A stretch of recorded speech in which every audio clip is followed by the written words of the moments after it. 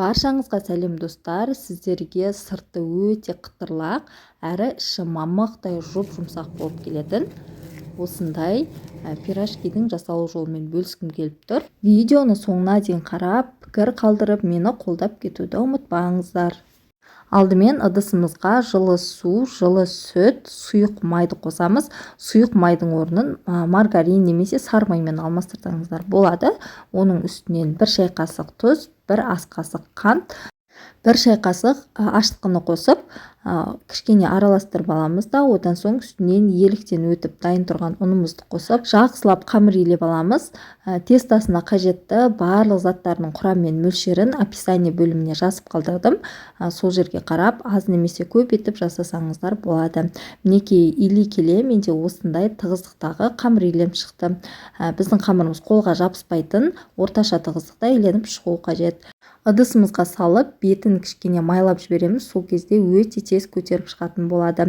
Бетін жауып, жылы жерге көтерілгенше қоя тұрамыз. Осы арада ішіне салатын салмасын дайындап аламыз. Мен картопты бірнеше бөліктерге бөліп, үстінен картоп батып тұратындай етіп су құйып, картопты пісіріп аламыз. Картопымыз пісіп шыққанша пиязын қуыра береміз.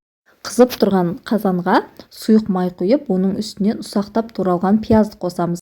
Мен 2 дана пиязды ұсақтап турап қосып қуырып алдым. Мінекей осылай қып-қызыл етіп қуырып алсаңыздар, пирожкилеріңіз өте дәмді шығатын болады. Одан соң картопымыз піскеннен кейін бөлек ыдысымызға алып, осылай езіп аламыз да, үстінен дәміне қарай тұзын қосамыз. Салмасын өз қалауларыңызға қарай асқабақ немесе етті де араластырып қоссаңыздар болады. Мінекей қуырылған пиязды картоптың үстінен қостым. Одан соң қара бұрышты қосып, барлығын жақсылап араластырып аламыз. Мінекей салмамыз да дайын болып шықты. Осы арада қамырымыз көтеріліп, әдемі болып қалған екен. Енді үстеліміздің үстіне молырақ ұн себе отырып, бірнеше бөліктерге бөліп шығамыз. Әрбір бөлікке бөлінген қамырды қолымызбен жақсылап дөңгелек етіп илеп алатын боламыз. Одан соң бетін жауып, кішкене 5 минут уақытқа қоя тұрамыз. Сол арада қамырымыз кішкене көтеріліп, жаюға өте ыңғайлы болады. Мінекей 5 минуттан кейін бірінші жайылған қамырдан бастап ұн себе отырып жайып аламыз.